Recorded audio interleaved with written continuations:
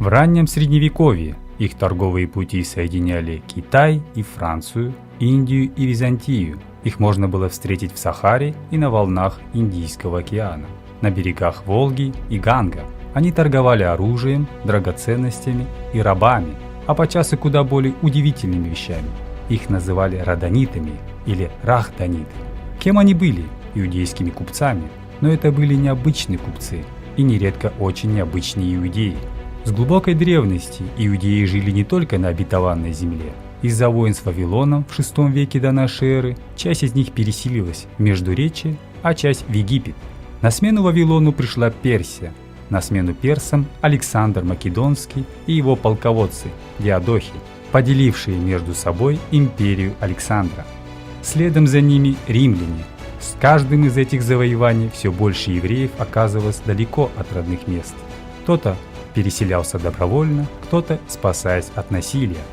Одних влекли перспективы заработка, других надежда найти кусок хлеба. Особенно масштабным рассеяние стало после того, как в первых-вторых веках нашей эры римляне подавили мощные иудейские восстания, разрушили главную святыню иудаизма – Иерусалимский храм, а сам Иерусалим превратили в языческий город – Элию Капитолину. Победа христианства и распространение ислама не изменили ситуацию, а скорее даже способствовали рассеянию. Общины иудеев возникли и далеко на востоке, на границах халифата, и далеко на западе, в землях франков. Рассеяние было бедствием и для религий, и для культуры в целом. Хотя, конечно, иудейские вероучителя, раввины и мудрецы прилагали огромные усилия для того, чтобы поддержать единство народа.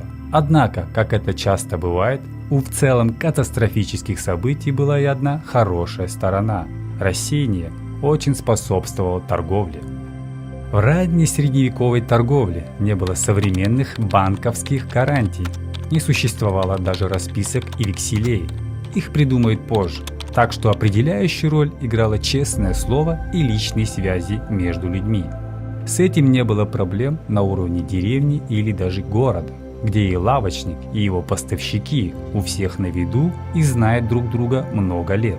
Но что было делать купцу, отправлявшемуся в долгое путешествие? Кому он мог доверять там, где нет ни родственников, ни даже знакомых? Иудейская община давала ответ на этот вопрос. Конечно же, единоверцу. Гонения, которым евреи подвергались со стороны что христиан, что мусульман, сплачивали их, заставляя доверять друг другу. Общие религиозные принципы упрощали юридические разбирательства и расчеты. Нечто подобное можно найти в истории других народов и религиозных групп – армян, джайнов, старообрядцев. Но в раннем Средневековье ни один народ не был рассеян по миру так широко, как евреи, и при этом не был так гоним за свои религиозные убеждения. Прибавьте к этому высокий по меркам эпохи уровень образования, развитую письменную культуру, владение несколькими языками, ведь везде и всюду евреи должны были говорить не только на своем родном, но и на языке окружавших их народов. Наконец, не забудьте и о том, что во многих регионах иудеям сложно или даже совсем невозможно было заниматься земледелием из-за политики христианских и мусульманских правителей. Результат был закономерен. Отчасти даже помимо своей воли иудеи оказались идеальными кандидатами в купцы. Благодаря этому к VIII-IX векам, к концу раннего Средневековья и появились родониты. Это были купцы-иудеи, путешествовавшие по всей Евразии. До сих пор не очень понятно, почему они так назывались. Некоторые исследователи считают, что слово «родониты» происходит от латинского названия французской реки Роны – Роданус. Действительно, на Роне были еврейские общины. Другие полагают, что дело в регионе Рейджис в Персии или Радхан в районе Багдада. Версий много, и не исключено, что дело вообще не в городах и странах, а в том, что их соединяло – путях. Слово «родонит» или «рахданит» может и происходить и от перских корней «знание» и «путь». И правда, эти люди знали пути и тропы по всей Евразии и Северной Африке. И, кстати, один из важнейших центров наравне с Месопотамией, долиной Роны или Египтом, был расположен и на территории современных России и Казахстана, в Хазарском Каганате. Волны великого переселения народов и не только способствовали иудейскому рассеянию, они и перенесли в Европу новые культуры. Одной из них и были хазары. К сожалению, о ранней их истории известно довольно мало, и даже о происхождении ведутся большие споры. Безусловно, понятно только, что говорили они на языке тюркского происхождения. В VI веке нашей эры они появились на востоке Европы. За 3 столетия они построили сильное, хотя и необычное устроенное государство, полукочевое, полуоседлое, во главе со священным царем, управляющим только номинально, и его помощником, обладающим фактической властью. Как и у многих тюркских народов, царь назывался каганом, а государство в целом поэтому обозначалось как хазарский каганат. На пике своего могущества каганат подчинил себе огромную территорию. Дань хазарам платили и некоторые славяне, например, поляне и волжские булгары, и народы Северного Кавказа, а временами хазары вторгались и на Южный Кавказ, на территорию современных Азербайджана, Грузии и Армении. На западе их владения доходили до Крыма и востока современной Венгрии. Точно определить восточные границы сложно, но по некоторым оценкам каганат мог включать и побережье Аральского моря. Словом, это было большое и могущественное государство. Достаточно заметить, что в VII-VIII веках хазары были одним из самых серьезных противников халифата. В тот момент, вероятно, самого сильного государства Евразии. Хазарско-мусульманские конфликты случались неоднократно и шли с переменными успехами. Иногда хазары доходили до самого Мосула в современном Ираке. Иногда войска халифов перебирались за Кавказ и доходили чуть ли не до Волги. Так или иначе, однако именно из-за стойкого хазарского сопротивления халифат не мог распространиться далеко на север. А что было с религией в самом каганате? Этот вопрос имеет прямое отношение к истории родонитов.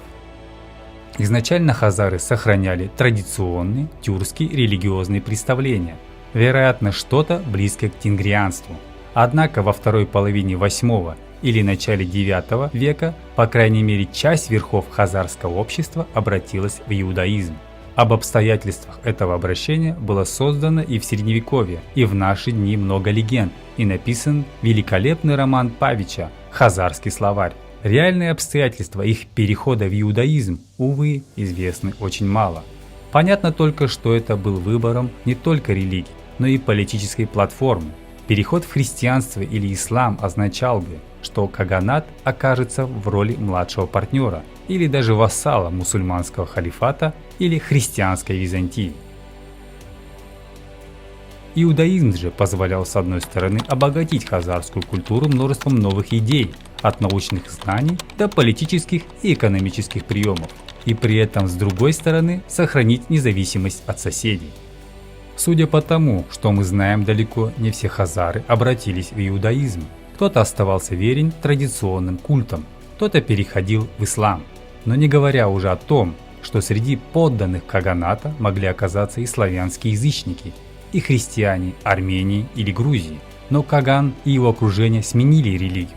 Принесли ли новую веру в их царство торговцы-родониты? Или напротив, маршруты родонитов проходили через Хазарию, потому что ее власти симпатизировали иудеям? Ответить на этот вопрос в точности сложно, и весьма вероятно, что верно и то, и другое. Обращение верхов каганата в иудаизм вряд ли было мгновенным. С новой верой нужно было познакомиться, да и надо сказать, для иудаизма, в отличие от христианства и ислама, не слишком характерно миссионерство. Равным образом и торговые пути тоже формируются не за один день. Скорее всего, религия и торговля шли в этой истории рука об руку к общей радости и для хазарских властей, и для торговцев-родонитов. Хотя создатели каганата едва ли понимали это, закладывая основы хазарской государственности, положение их царства к 8-10 векам оказалось исключительно выгодным с финансовой точки зрения. Через их земли проходили торговые пути, соединявшие сразу несколько важных регионов. С севера Византии и халифат шли товары из Скандинавии и Восточной Европы, то, что мы обычно называем путем из варяг, в греки и волжским торговым путем. Контролируя часть Черного и Каспийского моря, а иногда и Южный Кавказ, хазары контролировали один из участков Великого Шелкового пути, который расцвел после возникновения в VII веке халифата и Китайской империи Тан. Ибн Хордарбех, замечательный мусульманский географ и чиновник, в своей книге «Путей царств» подробно рассказывает о том, что все родониты должны были платить в хазарском каганате десятину за провоз товаров. Сами хазары мало что производили, но зато транзитная торговля через каганат шла очень активно, и описание Ибн Хордарбеха позволяет оценить, насколько разнообразны были товары родонитов. Меха бобров, лис, горностаев и белок, овцы и рогатый скот, кольчуги и шлемы, конечно же рабы. В раннем средневековье работорговля в халифате была очень распространена, но по исламским традициям правоверные не должны были оставаться рабами. Так что живой товар начали ввозить в халифат извне. Африканцы, славяне, те же хазары и другие тюрки все могли оказаться на рынках Багдада или Дамаска. Родониты занимались и этим делом, хотя особенный акцент делали, видимо, не на крупных, но дорогостоящих грузах, редких мехах, металлах и драгоценных камнях. Насколько далеко могли заводить их такие поездки? Хороший пример этому могут дать находки каирской генизы. Правило иудаизма запрещает уничтожать документы, в которых есть упоминание Бога. Так что в генизах, то есть архивах при синагогах, иногда столетиями сохраняются не только собственные религиозные тексты, но и масса хозяйственных бытовых документов, в которых почему-либо было упомянуто что-то священное. Гениза синагоги в египетском городе Фустати, в наши дни входящем в Каир, особенно известна. В ней скопилось более 400 тысяч документов за 1000 с лишним лет. Каир был одним из главных центров родонитской торговли. Достаточно заметить, что именно в архивах этой генизы найдены древнейшие известные свидетельства двойной бухгалтерской записи. В наши дни документы эти оказались в разных странах и научных центрах, но хорошо проанализированы.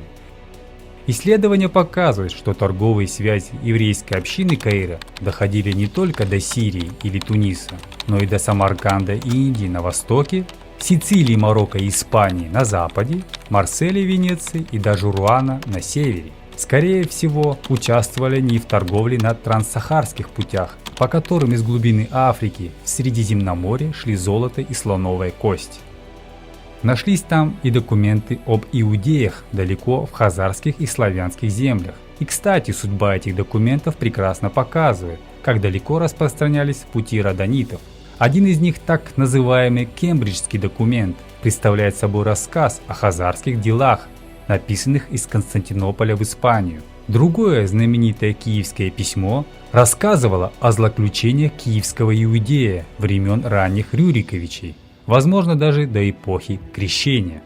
Оба этих документа в копиях добрались до Каира и, надо полагать, доставлены были как раз купцами-родонитами, которые всегда рады были захватить в придачу к драгоценностям и мехам письма от одной иудейской общины в другую. Случалось им, впрочем, доставлять и куда более удивительные вещи, чем изумруды или письма. Так скажем, в 801-802 году иудей по имени Исаак, торговец и дипломат, насколько это понятие уместно в разговоре о начале IX века, совершил серьезное путешествие. Из Ахена в современной Германии, бывшего тогда столицей только что созданной империи Карла Великого, Исаак с 2 франкскими аристократами отправился в Багдад, столицу не менее известного, чем Карл Харуна ар-Рашида, халифа, который станет позже героем сказок «Тысяча и одной ночи». Оба франко-спутника Исаака умерли в пути, но сам он сумел добраться до столицы халифата с письмами и всем необходимым. А в обратный путь поехал уже с подарками от Харуна Карлу. Все бы ничего, но главным подарком был слон. Сохранилось даже его имя – Абуль-Аббас. Откуда он был родом? Из Африки? Скорее, из Индии. Индийские слоны приручаются лучше. Не другие ли родониты помогли ему добраться до двора халифа? Так или иначе, теперь вместе с Абуль-Аббасом Исаак отправился сперва сушей в Кейраун, то есть современный Тунис, оттуда кораблем в Геную. Там пришлось подождать, пока не откроются Альпийские перевалы, и после этого карабкаться через горы, а потом через всю Германию, идти до Ахена. Все прошло успешно, и Абуль-Аббас еще 8 лет после этого радовал придворных Карла Великого. Это был первый слон, попавший в Европу со времен Древнего Рима. Если бы не иудейский купец Исаак, знавший торговые пути и их подвохи, это путешествие было бы невозможно. По торговым путям вместе с товарами всегда двигались идеи, языки, истории. Родониты не были миссионерами, они были купцами, но все же вместе с ними по Евразии и Северной Африке распространялся иудаизм. Даже в наши дни иудейские общины еще можно найти не только на Ближнем Востоке и в Европе, но и в Индии или Китае. И предки этих иудеев оказались на другом конце света как раз в Средневековье. Впрочем, этот иудаизм, возможно, не всегда имел привычные для нас формы. Рассеяние иудеев в начале нашей эры не только привело к физическому перемещению множества людей в разные земли, оно определило все развитие иудаизма и еврейской культуры. Иудеи разных регионов со временем начали говорить на разных языках, хотя молились на иврите, сформировали разные традиции, привычки, кухню, манеру одежды. Пусть даже все это и подчинялось общим для всех религиозным правилам. Разделялся, впрочем, и сам иудаизм. В то время как большинство, сформировавшее раввинистический иудаизм, дополнило Священное Писание устным законом и комментариями на него, Мишной и Талмудом, меньшинство отстаивало идею, что кроме Танаха, Священного Писания, никаких основ для веры быть не может. Это меньшинство караимы, то есть читающие. Наверняка многие из вас слышали это название как обозначение маленькой этнической группы, живущей на территории Украины, России, Казахстана, Польши, Литвы и Беларуси. Это караимы, небольшая часть одноименного религиозного течения в иудаизме, разбросанного в наши дни по всему миру. Хотя для постороннего наблюдателя разница между караимами и остальными иудеями может показаться незначительной, для самих традиций она очень важна. До такой степени, что в наши дни не все раввинистические иудеи даже готовы признать караимов за своих. Различия и правда не так малы в обрядах, одежде, правилах. Караимы, привычные нам, возникли в Восточной Европе, позже рассвета родонитов, уже во второй половине XIII века. Но мировой расцвет караимского движения как раз с родонитским золотым веком совпадает. Это 9, 10 и 11 века. Многие важные центры караимизма – Испания, Египет, Месопотамия – были одновременно важнейшими узлами родонитской торговли. Конечно, не стоит думать, что все родониты непременно были караимами. Нет, едва ли сторонники караимизма никогда не составляли, по-видимому, больше 20% иудейских общин. В той же Хазарии, о которой я рассказывал выше, местные иудеи все, судя по всему, принадлежали к раввинистической, талмудической, а не караимской традиции. Но все же вполне резонно будет предположить, что торговые сделки и религиозные дискуссии в иудаизме шли в этот период рука об руку. Что до современных караимов Восточной Европы, то об их происхождении ведется большая дискуссия. Одни авторы считают их потомками евреев, другие тюркским по происхождению народом. Бесспорно, однако, что они идеи караимского толка. И традиция эта пришла в Восточную Европу по торговым путям, в том числе проложенным родонитами. Кризис родонитской торговли начался в X-XI веках. Тут, по-видимому, сложилось несколько факторов. Во-первых, тяжелый кризис шелкового пути, связанный сперва с тяжелым кризисом аббасидского халифата, потом с падением китайской династии Тан и среднеазиатского государства саманидов. Перестала существовать и империя каролингов. Наконец, большую роль в разрыве торговли сыграло, скорее всего, и крушение хазарского каганата. Его могущество было подорвано походами киевского князя Святослава и его сына Владимира. К XII веку хазары практически пропадают из летописей, хотя отдельные иудейские общины в этом регионе отмечались путешественниками и позже. Родониты не в силах были остановить распад шелкового пути и других торговых систем раннего средневековья. Финансовые отношения были слишком зависимы от политики государств, амбиций завоевателей и миграции народов. Но их путешествия не прошли бесследно. Многие исследователи полагают, что иудейские торговцы IX-X веков помогли распространению по Евразии двух великих изобретений – китайской бумаги и индийских цифр, которые мы обычно называем арабскими. Доказать это однозначно очень сложно, но надо признать, что родонитам очень полезно могло быть и то, и другое. Даже если они не были первыми, кто принес новые цифры и бумагу на запад Евразии, то скорее всего одними из первых. Проложенные ими маршруты будут использоваться веками. Иудейские общины, возникшие благодаря родонитским маршрутам, существуют иногда до наших дней. И кто скажет, что эти путешествия в поисках прибыли и единоверцев были менее интересны, чем крестовые походы или монгольские набеги? А если говорить о пользе, то родониты выходят куда как полезнее любого крестоносца. Война разделяет культуры, а торговля их объединяет.